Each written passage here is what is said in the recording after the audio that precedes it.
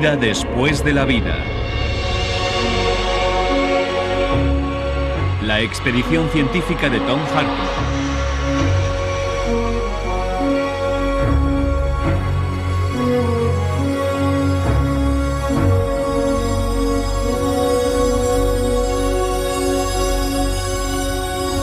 La reencarnación.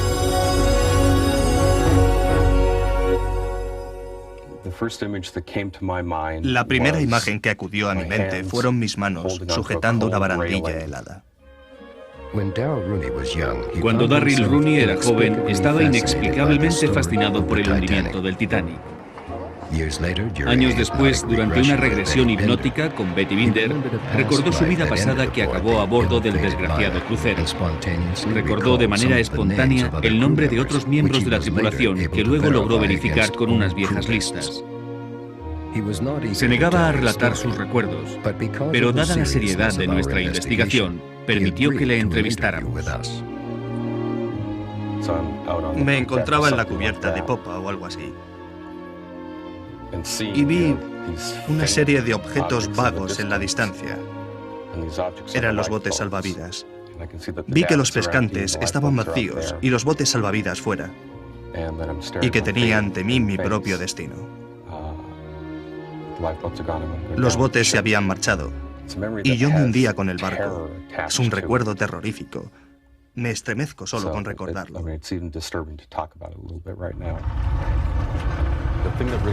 Lo que sí tengo grabado es el ruido de la madera crujiendo y crujiendo de una manera que no era habitual. Hacía un ruido tremendo al romperse. Me encontraba rodeado de confusión. Todo estaba patas arriba, el agua me azotaba. Me quedé enredado en las cuerdas. Debió ser el momento en que el barco se rompe y se va a pique. Tenía la sensación de que era el casco del barco con las compuertas. Después me sumergí en la oscuridad del frío océano. Recuerdo todas esas emociones. Fue un momento verdaderamente aterrador.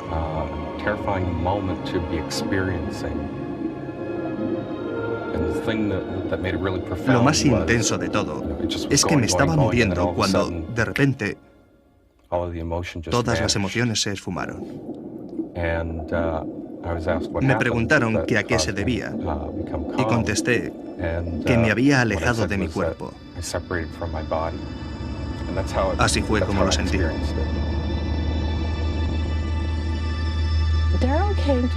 Darryl vino a verme porque tenía miedo de estar en alta mar. No le asustaban las orillas. Le pregunté que qué era lo que le asustaba y me respondió que hundirse en pleno océano y que le devoraran los tiburones. Pensó que a mí me extrañaría, pero no fue así. Se alegró mucho al ver que aceptaba naturalmente sus miedos.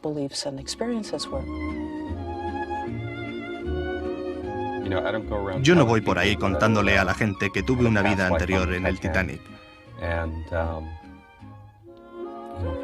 La razón está clara, muchos no se lo toman a bien. No quiero hablarles tanto de la experiencia como de la historia en su conjunto. El Darryl Rooney que conocí en 1981 tenía algunos recuerdos dolorosos y era muy distinto del actual. La persona que estaba en el Titanic trabajaba sin levantar cabeza. Trabajaba en la sala de calderas y en su tiempo libre subía al bar para charlar con los amigos.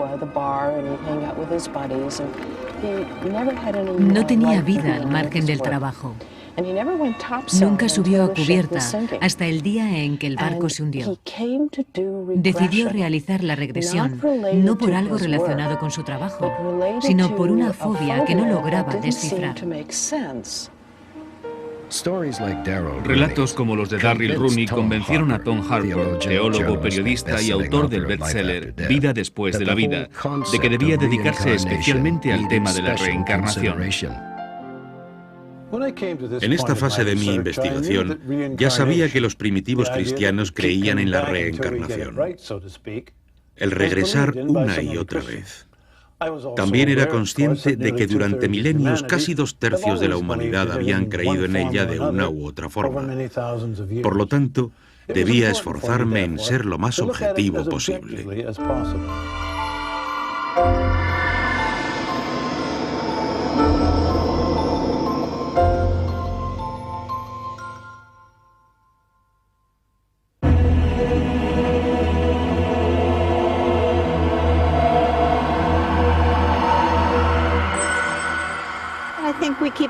Volvemos una y otra vez para aprender nuevas enseñanzas. La vida es nuestro paso por una escuela, el sufrimiento número 103. En la Tierra hay demasiadas personas para que todas vayan al cielo. El cielo estaría abarrotado. Por eso creo que las personas se reencarnan.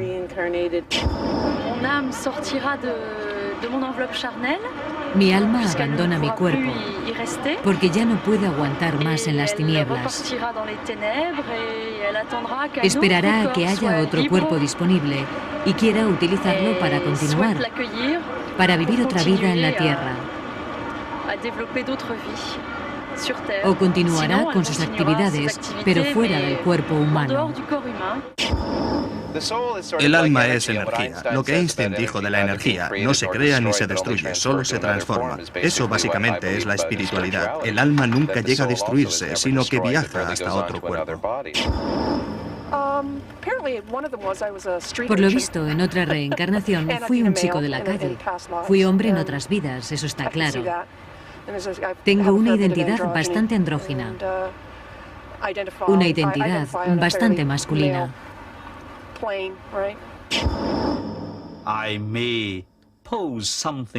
Voy a plantear algo que puede llegar a inquietar a los creyentes o a los que piensan que solo existe una única vida. La reencarnación es por ahora la única respuesta racional que podemos dar a las injusticias y desigualdades de la vida. ¿Por qué uno nace ciego? ¿Por qué algunos nacen discapacitados? Mozart nació siendo un genio. A la edad de 4 años compuso su primera gran pieza musical. ¿Cómo se explica eso? Si existe un Dios que cree en la justicia y que nos creó a todos, ¿por qué iba a crear a unos mejor y a otros peor? ¿Por qué algunos disfrutan de la felicidad de la vida mientras otros sufren? Nuestra respuesta es la reencarnación.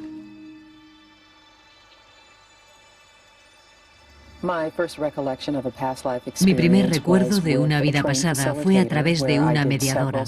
Pasé con ella varias sesiones y luego, una vez aceptada la idea de que los recuerdos podían revivirse, empecé a tener los míos propios de manera espontánea. El más importante para mí fue mi vida en Europa. Recuerdo que era una mujer bastante joven, vestida de una manera muy tosca, con un traje de percal. Había 3 o 4 niños. Les preparaba una comida que consistía en verduras hervidas. No aparecía mi marido. Y mi siguiente recuerdo es que se había ido a la guerra y que ya no volvería. Me había quedado sola. Esa información encaja con el sentimiento de abandono que he padecido toda mi vida. Denise Lampron nos cuenta cómo en una vida fue una pobre campesina europea que vivía en la Edad Media. En otra, se encarnó en un guerrero indígena. En mi encarnación indígena, yo era un hombre, un guerrero. El tema es recurrente, aunque varíe la experiencia. En aquella vida perdí a mi esposa. ¿Lo ves? Siempre el mismo tema. Y fui apartado de la tribu debido a mis creencias, otro de mis temas recurrentes. Mis ideas siempre me han segregado de la sociedad. Aquella vez era evidente que estaba dispuesta a sufrir por lo que pensaba, a sacrificarme por mis creencias. Es evidente que cree en ello. Pero ¿y nosotros? Para los cristianos, la idea de que podemos cambiar, mejorar al pasar de una vida a otra, contradice algunas creencias fundamentales como la importancia de una única vida en este mundo, la resurrección del alma, el juicio final y hasta la existencia del cielo.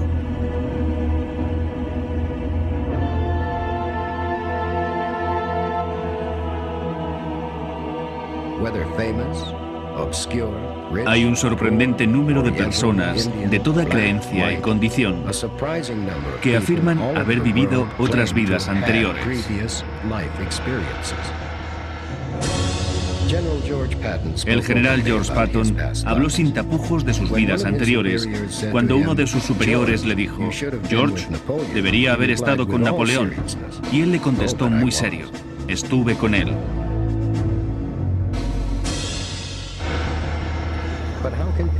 ¿Cómo asegurarnos de que hemos vivido anteriormente? ¿Cómo se produce el proceso? Actualmente, con la ayuda de un mediador. Betty Binder es la presidenta de la Asociación de Terapia e Investigación de la Vida Anterior. Encuentro que hay un creciente interés por las regresiones a una vida pasada, por recordar nuestras vidas pasadas y utilizar la información para mejorar nuestra vida presente y lo que llamamos experiencias psíquicas y capacidad de meditación. En parte se debe a la búsqueda de métodos curativos alternativos y en parte a que las personas empiezan a recordar su vida pasada o retazos de ella y buscan una explicación. También se debe a que existe una tremenda curiosidad al respecto.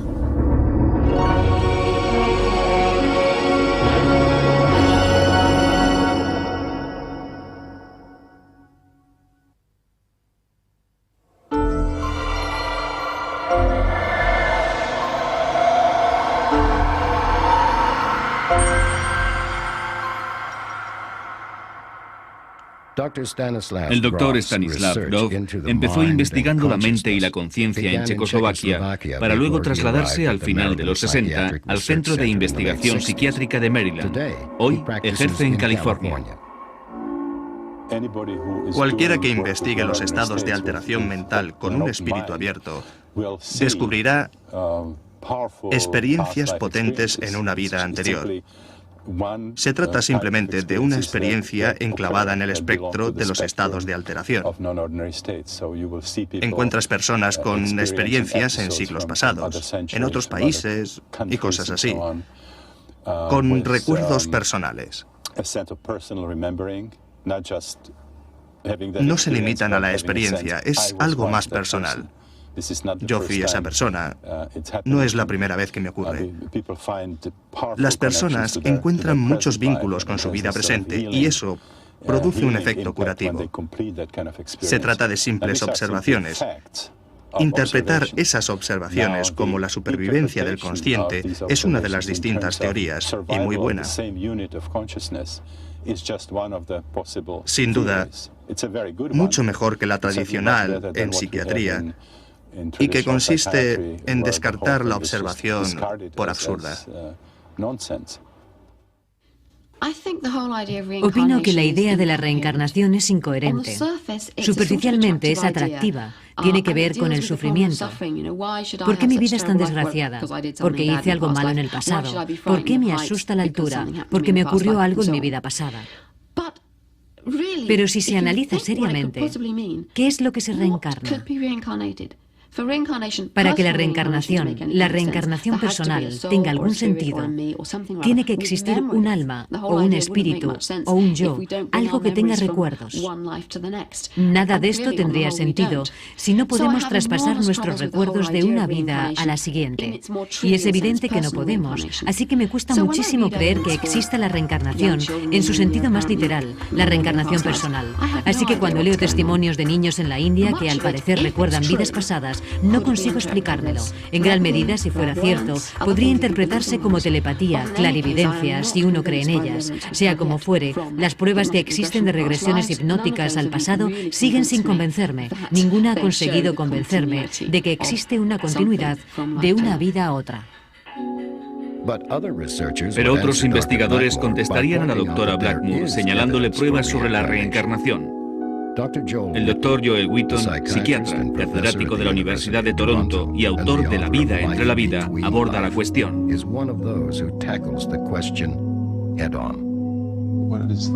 ¿En qué consisten las pruebas de una reencarnación? Ian Stevenson, junto a otros minuciosos investigadores, han documentado metódicamente los recuerdos para luego verificar su precisión. Por ejemplo, un niño puede recordar ser tal o tal persona en tal o tal pueblo. Vivió allí, en una dirección, se casó con tal persona. Ian y sus colaboradores entrevistan a la persona, toman apuntes y se presentan en el lugar. Ian Stevenson tiene más de 2000 casos. Lo interesante es que nadie ha encontrado un fallo en sus investigaciones.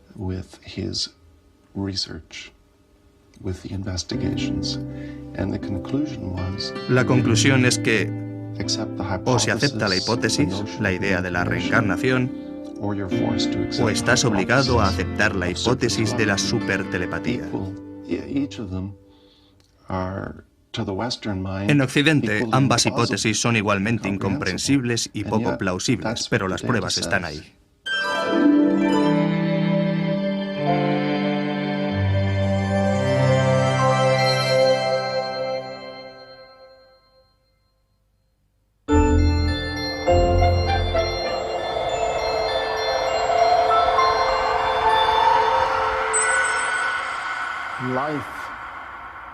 La vida es un viaje interminable. Los seres humanos somos viajeros. Esto es el samsara budista, o rueda de la vida. Representa el ciclo vital, la continua existencia, la sucesión de nacimientos, de existencias distintas.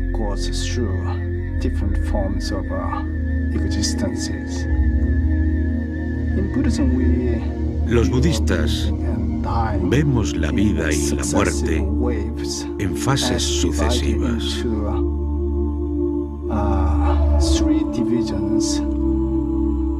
Hay tres estadios: la vida presente, la vida futura y un estadio intermedio o bardo que se sitúa entre la vida presente y la futura. En otras palabras, es importante entender que para los budistas la vida y la muerte no son meros sucesos. La rueda de la vida suscita muchas cuestiones interesantes. ¿Retenemos en nuestra vida actual algún aspecto característico de nuestra existencia anterior? ¿Podemos elegir nuestra próxima reencarnación? Y quizá la más interesante de todas, si hemos vivido anteriormente, ¿por qué no nos acordamos? Existen varias respuestas.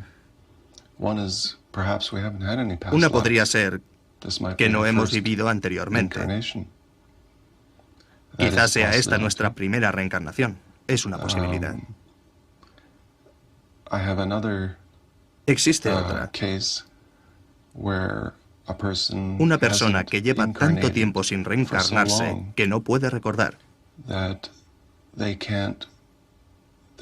No puede relacionarse con una existencia prehistórica. Los niños suelen recordar. A mí me ha ocurrido, y a muchas personas familiarizadas con la reencarnación, que hablas con un niño de 3 o 4 años que ya puede expresarse y comprender lo que le dices. Y muchos pueden decirte simplemente: me llamaba Ethel y trabajaba en una granja. Estaba casada con Sam y creo que tuve 4 hijos. Recuerdo que fallecí cuando tenía alrededor de 82 años.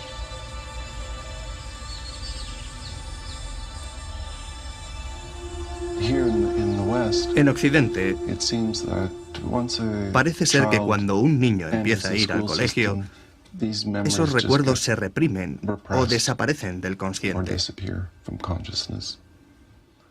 Y luego de adulto, con 20 o 30 años, hay que esforzarse por intentar recordar. Somos más que nuestros meros cuerpos. Yo estoy convencido de que soy algo más que lo que se ve. Después de haber estudiado y de tener mis experiencias, estoy convencido de que hay algo. Tenemos acceso a otras conciencias aparte de la propia. Es demasiado tiempo para un único punto de vista, lo que explica que exista la reencarnación. La reencarnación es un tema muy amplio, complicado y difícil de resumir. Para serle sincero, las pruebas me intrigan, pero siguen sin convencerme. Sin embargo, las cuestiones que plantea Deo Kernahan resaltan lo más atractivo de la reencarnación. ¿Por qué hay quien nace con enormes limitaciones físicas? ¿Por qué algunos sufren más que otros? ¿Cómo resolvemos las enormes desigualdades entre las personas? La reencarnación es sin duda una respuesta.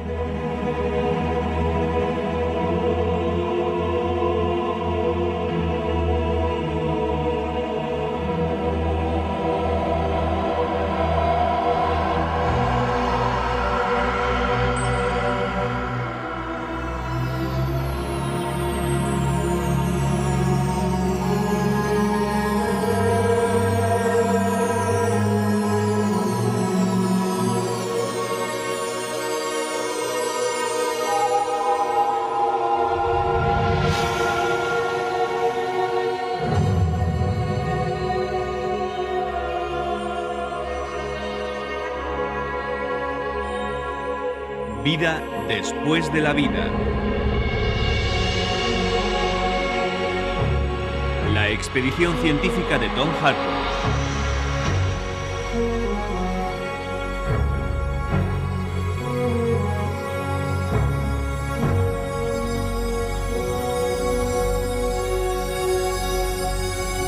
La conclusión.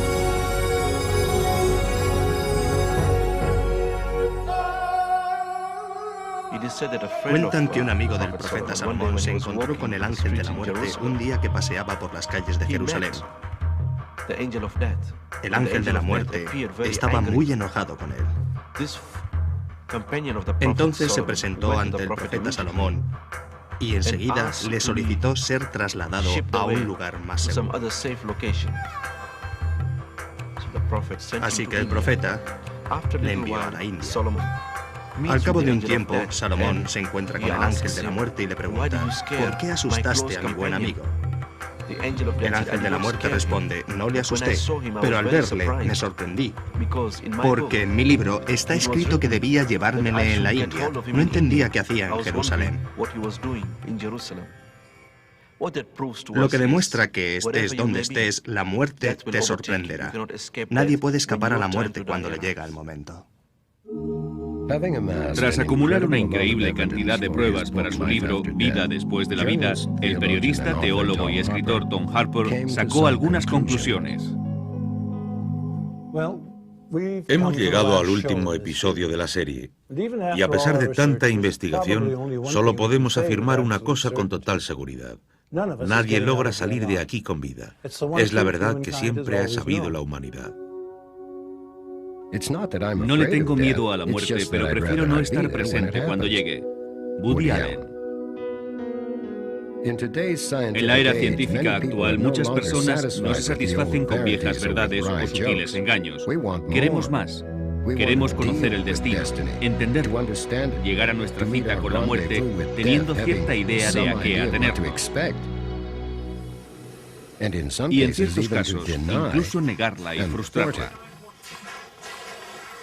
Casi todas las personas considerarán la criología como una solución extrema, claro. Además, la mayoría no podemos permitírnosla. La mayoría moriremos en casa, en un hospital o residencia, y alcanzaremos la paz lo mejor que podamos. En este último episodio, mientras evaluamos las pruebas, volveremos a revivir situaciones y testimonios de personas que contribuyeron a la investigación. Personas como Yves Benoit, que habló con nosotros 13 días antes de morir. Morir es regresar al universo, sin tener que hacer concesiones, sin tener que ganárselo a pulso.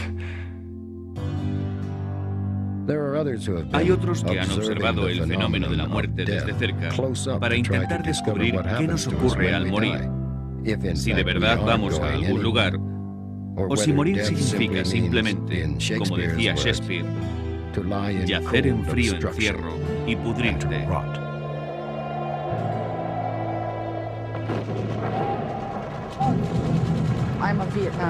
Soy veterana de Vietnam y enfermera. Es probable que haya visto más moribundos jóvenes que una persona normal.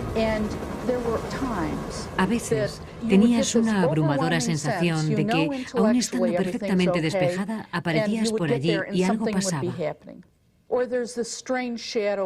Una sombra extraña o cosas por el estilo. Sí, muy a menudo he tenido la sensación de que algo pasaba, de que allí había alguien, una energía particular. Cualquiera que tenga contacto cotidiano con moribundos se habrá tropezado con este fenómeno.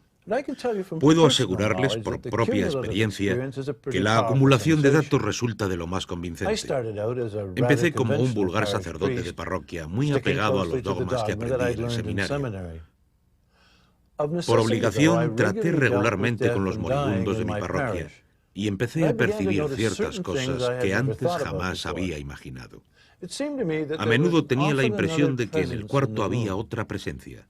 A veces, en los momentos previos a la muerte, la persona lograba salir del coma o sopor para reconocer que había visto a algún pariente que se acercaba. Recuerdo que una persona exclamó: "Es glorioso, glorioso". Así que es evidente que algo ocurre.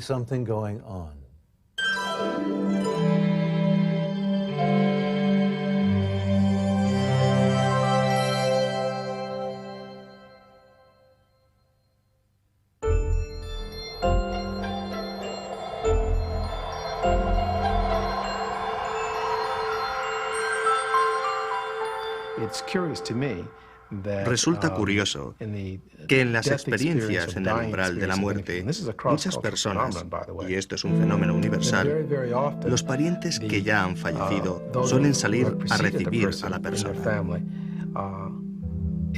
Hay un momento de expansión de la conciencia, de claridad, de lucidez. Es un fenómeno universal. No lo causa la bioquímica, no es una alucinación. Es la psique que se prepara para efectuar la transición. Para efectuar la transición. Esa es la clave del asunto. ¿Acaso la muerte es la transición y no el fin? Aquellos que murieron no pueden contarnos nada, pero los que estuvieron en el umbral de la muerte sí. Hay miles de personas normales que tuvieron experiencias en el umbral de la muerte. Su testimonio sobre lo sucedido en el momento de la muerte resulta de crucial importancia. Hay una abrumadora cantidad de personas con experiencias similares. ¿Recuerdan las estadísticas al respecto? 8 millones de americanos afirman haber tenido una experiencia en el umbral de la muerte. PMH Atwater, autor de Regreso a la vida. No podemos ignorar la enorme cantidad de historias procedentes de todas partes del planeta. Son pruebas, pura y simplemente. Como hemos visto, no solo el mundo ha cambiado su manera de pensar, también la ciencia, el baluarte de la terquedad racionalista, ha empezado a distanciarse de la concepción mecanicista del universo resumida en un «yo quiero pruebas» que durante tanto tiempo perduró. Algunos científicos han empezado a examinar la experiencia en el umbral de la muerte preguntándose ¿son meras alucinaciones o la interrupción de un viaje a algún lugar? La física admite su posibilidad y proporciona un marco que sería plausible. Podría haber más dimensiones que las clásicas 3. La relatividad tiene 4 dimensiones espaciotemporales. En nuestro afán por encontrar teorías de campo unificadas, hemos descubierto que el espacio podría tener dimensiones adicionales y que seremos incapaces de entender otras fuerzas como la electromagnética si no añadimos una quinta dimensión. Lo que implica que la realidad podría ser mucho más compleja de lo que habíamos imaginado. Lo que vemos a nivel cotidiano no es más que un pálido reflejo de una realidad mucho más amplia. Cuando empecé a interesarme por los estados sobrenaturales, a observar experiencias místicas y a tenerlas yo personalmente, lo primero que pensé es que de alguna manera aquello se originaba en el cerebro. Pasé mucho tiempo intentando averiguar si aquello era posible. Hoy día he llegado a la conclusión de que no se origina en el cerebro. Lo mismo pensó Aldous Huxley después de tener algunas experiencias psicodélicas muy poderosas que intentó relacionar con el cerebro. Llegó a la conclusión de que quizá el cerebro funcione como una especie de válvula reductora que intenta protegernos de una excesiva información cósmica. Una válvula reductora o un filtro que nos proteja de una excesiva información cósmica. ¿Qué significa en relación con el universo y con la posibilidad de vida después de la muerte?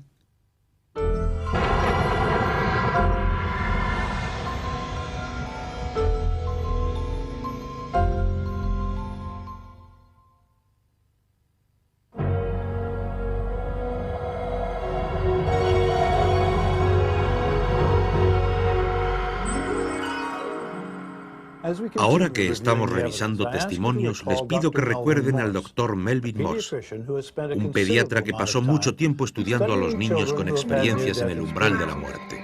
Luego me encontré con una flor enorme y dentro había una abeja que era tan grande como yo con 3 años. Ha afirmado en un episodio anterior que estas experiencias pueden probar, aunque no certifican, la existencia del más allá. Cuando el Dr. Morse nos habla de la función del lóbulo temporal derecho, se refiere también a la válvula reductora de la que hablaba el Dr. Stanislav Grof. ¿Cómo explicar todas las distintas experiencias si no empezamos por entender que todas las pruebas clínicas y experimentales documentan claramente que se trata de experiencias de origen biológico? Están relacionadas con una zona del cerebro llamada lóbulo temporal derecho. Quiero hacer constar que soy filosóficamente imparcial en mis afirmaciones.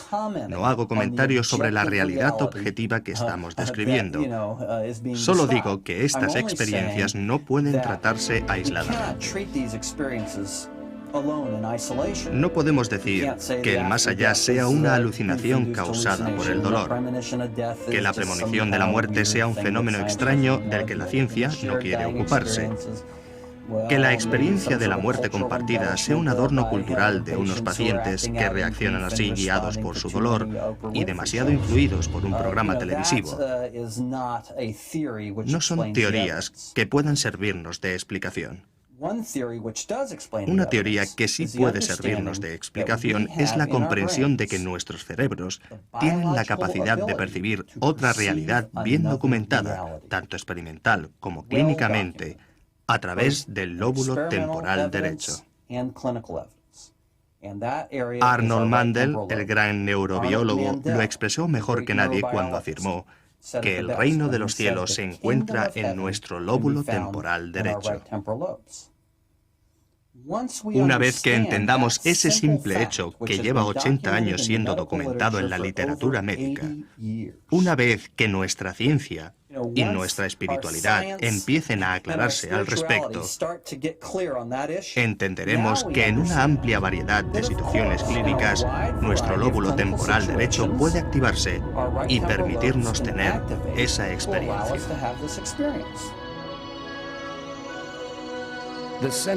La principal defensa de la naturaleza espiritual de estas experiencias es el impresionante efecto que suelen causar en las personas que las tuvieron. Es como si me hubieran alzado en el bosque para enseñarme los árboles. Es otra perspectiva. Es como si me encontrara menos protegida, por así decirlo. Tengo un punto de vista completamente diverso. Sí, es cierto que veo las cosas de forma diferente, pero no porque sean distintas, porque yo soy diferente. Me siento muy atraída por la meditación, por el yoga. Anhelo una vida equilibrada. Con los años, a través de la meditación, he tenido una serie de experiencias místicas. Son muy habituales en las personas que han estado en el umbral de la muerte. No creo que yo sea excepcional o una verdadera mística, nada de eso. Me percibo a mí mismo como un ser espiritual tras ese accidente, que fue una experiencia humana. Mi experiencia humana es la antesala de mi alma, así que el accidente fue una bendición. Claro que hay quienes no las consideran, pero lo realmente interesante es cómo manifiestan sus reparos. Aquí tenemos a la doctora Susan Blackmore, la detractora más rigurosa científicamente hablando. Hay infinidad de pruebas sobre el cambio que se produce tras la experiencia, pero gran controversia respecto al porqué. Muchos creen que se debe a que conocieron a Dios o a que estuvieron en el cielo y cosas así. No estoy en absoluto de acuerdo. Opino que el aspecto realmente transformador de la experiencia acontece cuando se llega lo bastante lejos como para que el habitual sentido del yo empiece a disolverse. Pero el habitual sentido del yo no es más que una ilusión. Pensamos que hay algo de mí que puede controlar las cosas, que toma las decisiones de mi vida y todo eso. Vivimos con esa ilusión al acercarnos a la muerte o estar sometidos a una gran tensión o en estado de profunda meditación. El habitual sentido del yo empieza a resquebrajarse. En el umbral de la muerte se desmorona porque el cerebro es incapaz de sostenerlo. Si practicas la meditación budista se desmorona porque ese es el objetivo de la meditación. De cualquier forma hay una especie de percepción, de conciencia de que las cosas pasan sin que yo pueda controlarlas. Supone un profundo sentimiento de que yo no importo. Ahí está el mundo que actúa independientemente, así son las cosas. Yo no importo. Cuando el yo empieza a disolverse por completo, se produce la clásica experiencia mística de la comunión. No hay un yo separado, hay un único yo. Hoy día tratamos de interpretar lo que ocurrió. En las 2 décadas pasadas se ha producido un gran avance respecto a cuando yo empecé a interesarme por el asunto. Un escéptico dirá que los testimonios de las personas que tuvieron experiencias no demuestran nada. Yo diría que al menos demuestran que la persona en cuestión experimentó una increíble transformación que debería analizarse muy seriamente.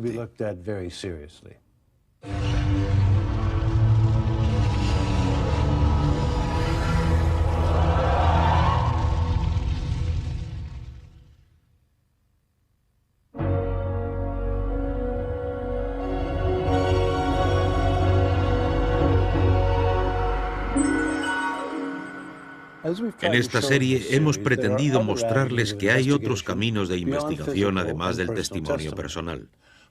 Al menos hemos analizado el enfoque psicoanalítico que abre nuevas vías sobre la posibilidad de otra vida después de la muerte.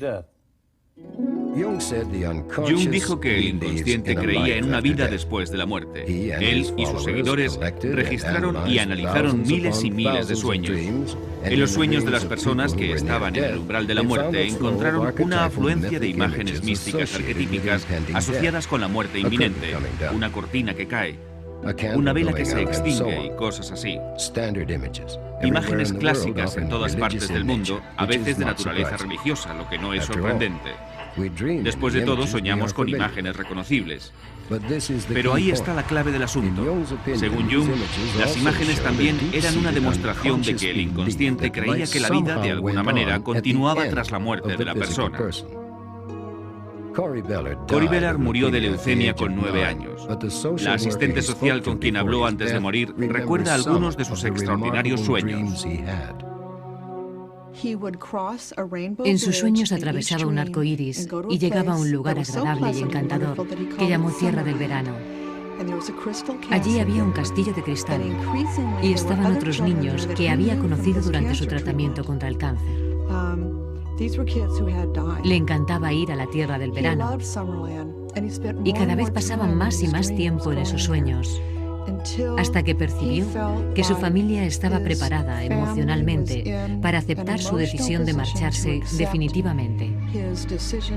Con gran determinación se lo anunció a los médicos. Dijo: estoy listo para morir, no quiero pasar por más tratamientos. Ellos aceptaron, le mandaron a casa y murió en brazos de su mamá el Día de la Madre.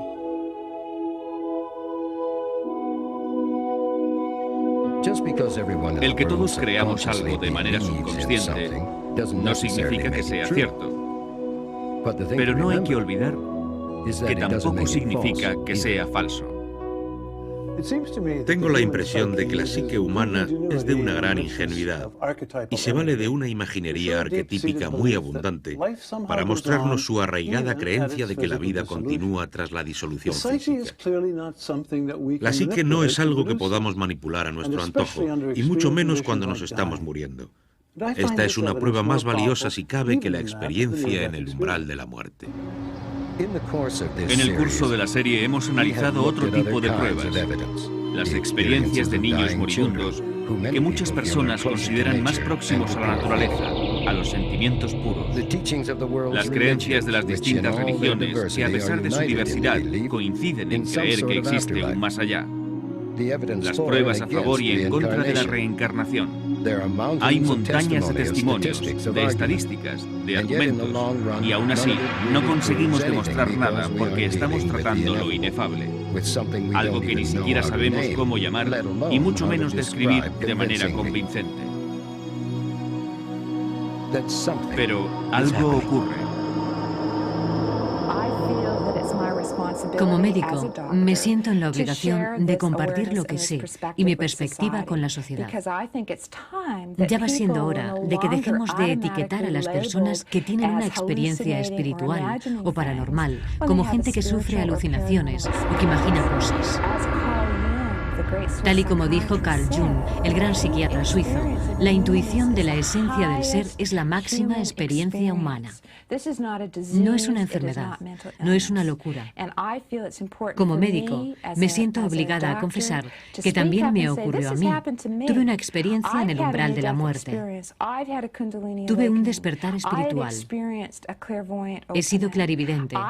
He tenido muchas experiencias espirituales y paranormales. Y soy una persona equilibrada, perfectamente integrada en la sociedad actual. Para mí, ha sido una expedición intelectual muy intensa. La inicié decidido a llegar hasta el final, aunque aquello modificara mis viejas creencias. Analicé los razonamientos de ateos, cínicos y escépticos tan minuciosamente como los de los más ardientes creyentes. Al final, estoy convencido de que aunque nadie nos lo certifique, las pruebas en favor de la supervivencia más allá de la tumba pesan mucho más que las pruebas en contra. Hoy día creo en la vida después de la muerte mucho más que antes. ¿Cómo será la vida que nos espera? Nadie puede asegurarlo. Algunos creen que nos integraremos en el cosmos y que el individuo se sumergirá en un océano de energía y paz. Otros creen que regresamos en vidas sucesivas hasta liberarnos del ciclo del renacimiento. Es evidente que cada uno sacará sus conclusiones. Mi conclusión es que al morir, nuestro verdadero yo se traslada a otra dimensión de existencia donde están nuestros seres queridos y una realidad que llamamos Dios. Puede que las experiencias en el umbral de la muerte nos den alguna pista de cómo será esa nueva vida. Yo solo sé que estoy de acuerdo tanto con San Pablo como con el Dr. Carl Jung. La imaginación humana no puede iniciar la evocación del asombroso viaje que nos espera al otro lado.